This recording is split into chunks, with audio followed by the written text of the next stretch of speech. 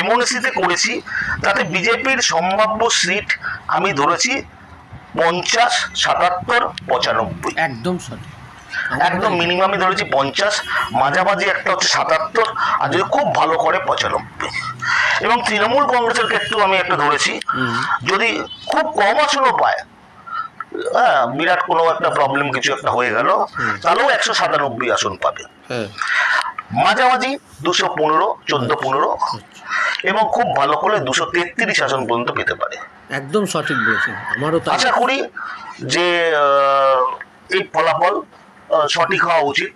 যদি এটা ভুল হয় তাহলে জানবো আমার জ্যোতিষ অধ্যয়নে কিছু